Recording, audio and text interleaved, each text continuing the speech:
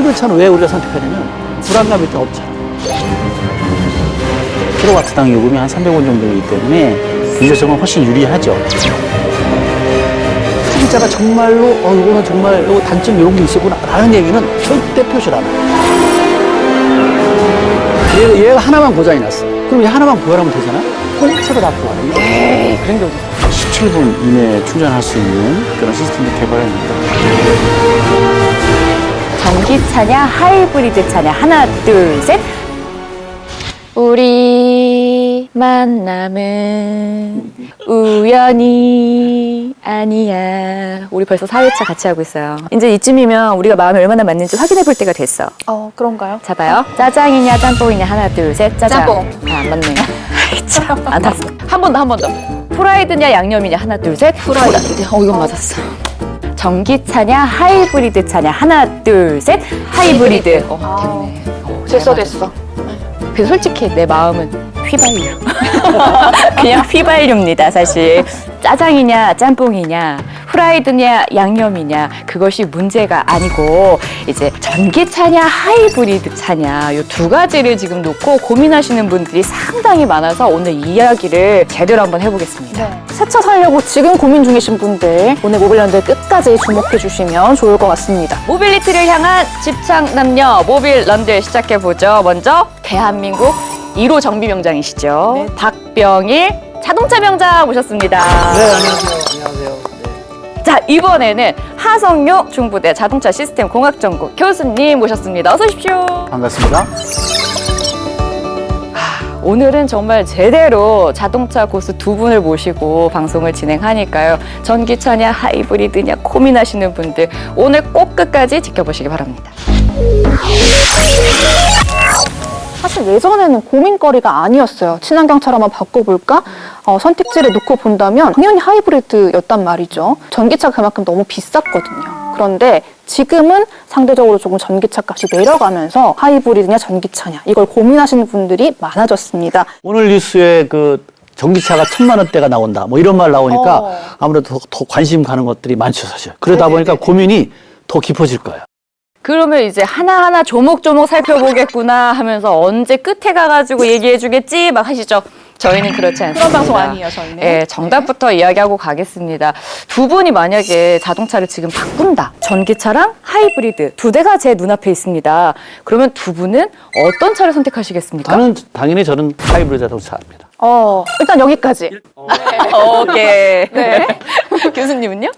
저는 이제 두 가지 측면인데요. 일단 운전자 입장에서, 소비자 입장에서는 하이브리드 차를 선택하겠습니다. 정답만 듣고는 살 수가 없습니다. 하나하나 조목조목 따져보도록 하겠습니다. 일단 승차감은 어떨지 궁금하거든요. 두 개의 차를 놓고 봤을 때. 그건 이제 별개의 문제입니다. 뭐 내연 기관차든 전기차든 하이브리드 차든 간에 승차감이라는 것은 자동차 설계 또 뭐 승용이냐 화물이냐에 따라서 달리 설계를 하거든요. 일단 이제 가격대를 보고 이것이 이제 보급형이냐 프리미엄 브랜드냐 이에 따라서 승차감은 일단 별개로 해야 되지 않을까. 무게 분배가 제일 중요한 거거든요. 사실 무게 분배가 4바퀴에 골고루 나눠져 있다면 그 차들은 싼 차부터 고급차까지 다 이제 모든 게 좋아지는 거예요. 승차감은 차에 따라서 장치에 따라서 무게 분배를 어떻게 하냐에 따라서 다 다르기 때문에 어떻다라고 말하기가 우리 교수님처럼 답변주의가 애매한 거죠. 그러니까 이 질문은 실패.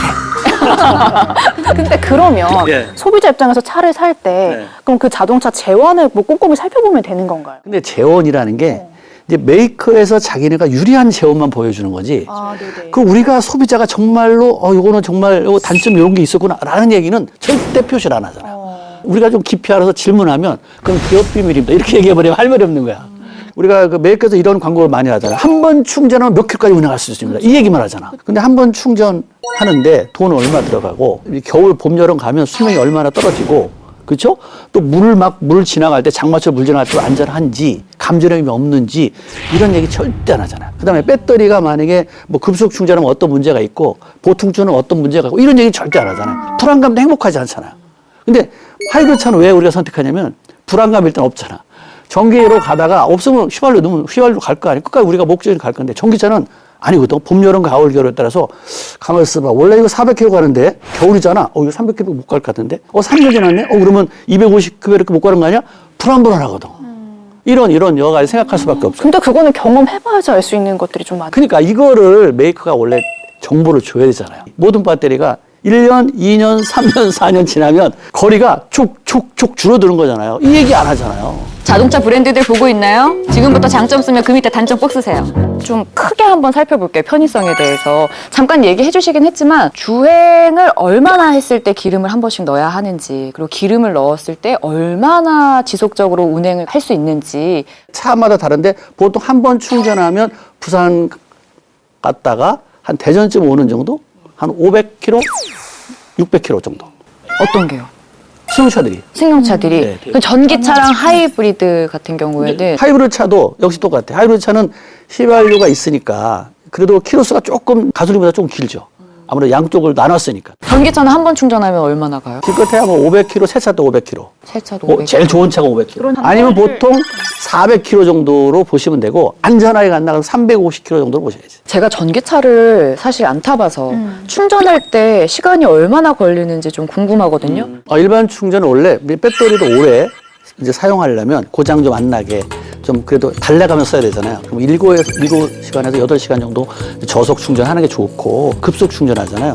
1시간짜리, 뭐 1시간, 2시간짜리 이렇게 쓰면은 배터리 수명이 짧아져요.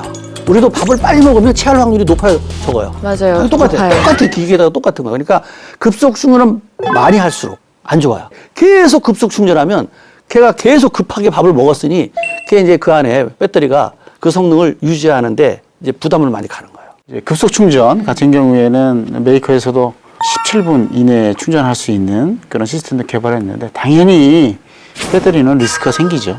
예, 이제 그러한 것도 운전자한테 매뉴얼에 따라서 정확하게 알려줄 고지의 의무가 있습니다. 그래서 급속 충전 한번 맛들이면 이게 쉽지 않아요. 그래도 내 차가 계속 무너지면 안 할 것 같기도 하고 그렇습니다. 편의성 얘기하면서도 경제적인 얘기가 상당히 많이 나왔었거든요. 일단 전기차와 하이브리드 차 연비 한번 비교를 해주실 수 있을까요? 이제 하이브리드는 이제 연비로 이제 표현을 하는데 현재로서는 경제성으로 따지다 보면 당연히 전기 요금이 공공의 이익제이기 때문에 킬로와트당 요금이 한 300원 정도이기 때문에 경제성은 훨씬 유리하죠. 다만 장기적으로 좀 봤을 때에는 우리 유류세 이번에 막 한 50%까지 하잖아요. 내연기관에 들어가는 휘발유나 가솔린의 세금만 한 80%도 되거든요. 그걸 빼고 20%도 되는 가격, 또 한전에서 나오는 그 가격을 하면 거의 비슷비슷합니다. 결국 세금인데 지금 현재 유류세에서 나오는 주행세에서 나오는 세금을 전기차 보조금으로 해서 주는 거거든요. 결국은. 근데 그러면 이게 언제까지 계속 갈 수 있느냐? 중국처럼 중단할 수도 있고 잠정적으로 계속 축소하고 있잖아요. 그 전기는 배터리는 2차 전지잖아요. 결국 한전에서 오는 전기를 발사하는데 그 전기는 결국은 화력발전소나 원자력발전소에 나옵니다. 그러니까 우리나라 같은 경우에는 신재생 에너지가 10%에서도 안 돼요.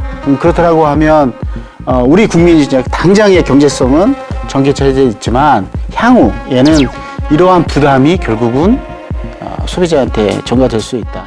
연비, 전비를 그냥 딱 단순히 지금 300원이고 2,900원대고 뭐 이렇게 볼 게 아니라 좀 장기적인 안목으로 봐야 되고 전기세도 언제 어떻게 될지 모른다라는 말씀까지 해주셨어요. 이미 그때 급속 충전할 때 충전기 값이 이미 올랐잖아요. 네. 처음에 시작할 때. 그 다음에 또 보조금도 처음엔 많이 해줬거든요. 지방이도 다 더 많이, 지방에 더 많이 해줬어요. 그러더니 계속 줄잖아요.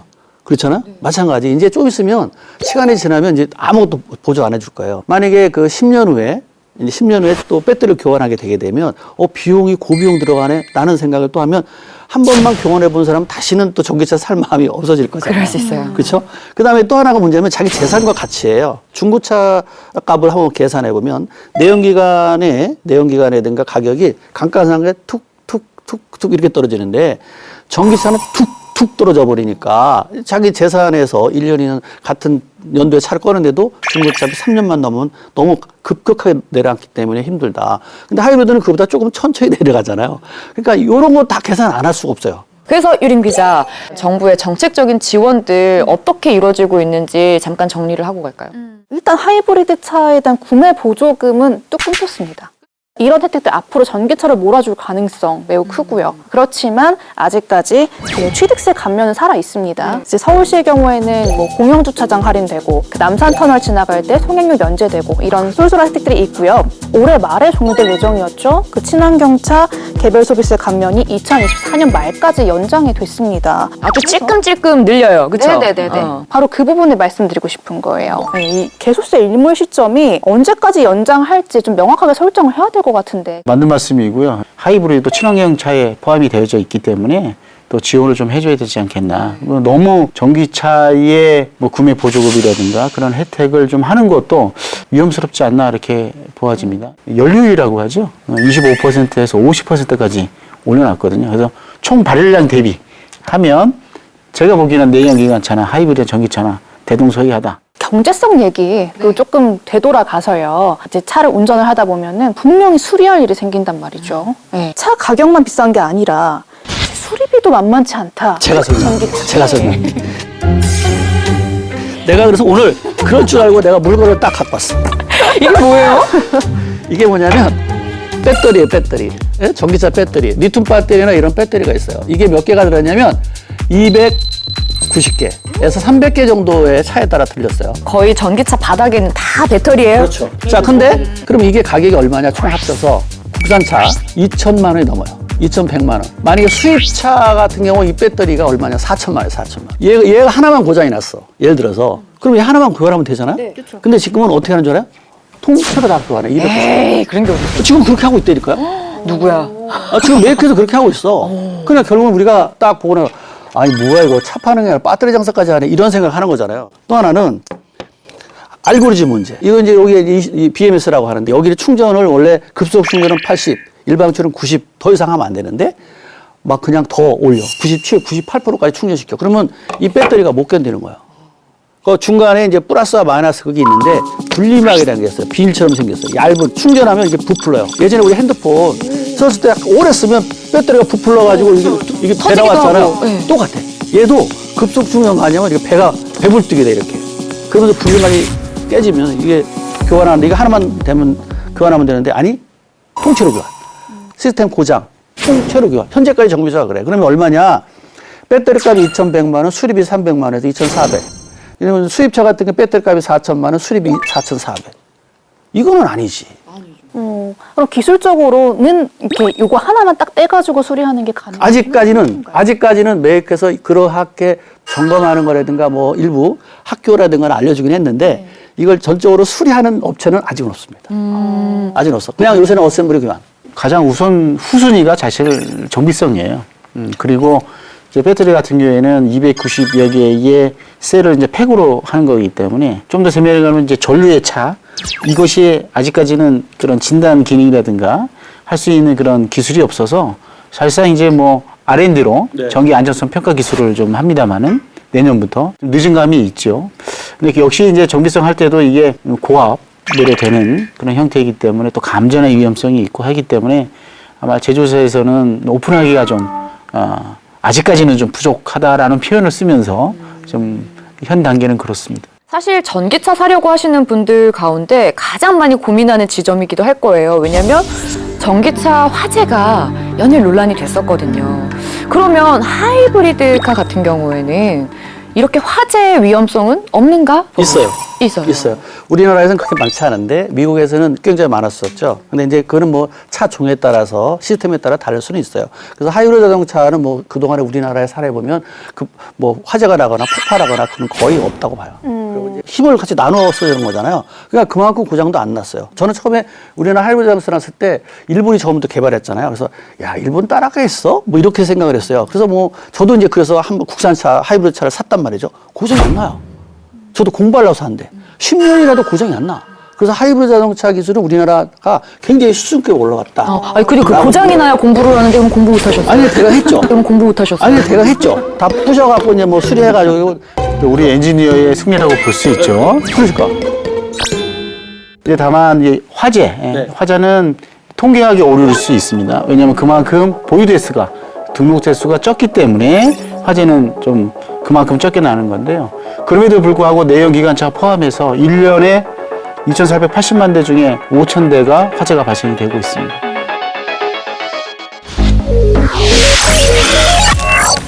우리가 전기차가 대세다라고 얘기는 하지만 하이브리드를 굉장히 좋아하시는 분들도 많거든요. 그럼에도 전기차가 대세기 때문에 이게 사양 산업이 될 수도 있다. 뭐 이런 얘기도 나와요.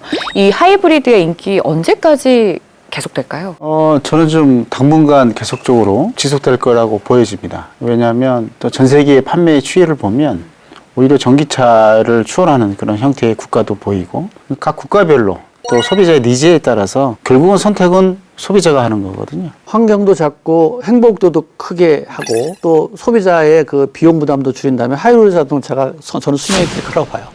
계속 갈 수밖에 없다. 내연기관은 이제 없을 수밖에 없다라고 하면 하이브리드 자동차 그 다음을 계속 지탱하고 있을 거고 전기 자동차 같은 경우 현재 리튬 배터리가 아닌 전구체 배터리나 황 배터리 좀 안전한 배터리가 나올 때까지는 하이브리드 차가 계속 그걸 받쳐주지 않을까. 그러니까 지금 차 살 거면 하이브리드. 저는 하이브리드죠.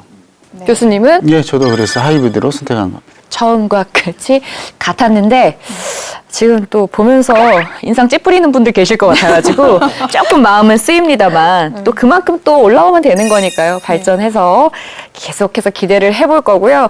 오늘 전기차, 아주 대세인 전기차와 또 전기차에 버금가는 하이브리드카에 대한 이야기 두 분과 함께 나눠봤습니다. 박병일 자동차 명장님 그리고 하성룡 중부대 자동차 시스템 공학과 교수님 두 빌런님 모두 오늘 고맙습니다. 감사합니다. 감사합니다. 감사합니다. 모빌런들은 다음 주 수요일 9시에 다시 찾아옵니다. 끝. 고생하셨습니다. 고생하셨습니다.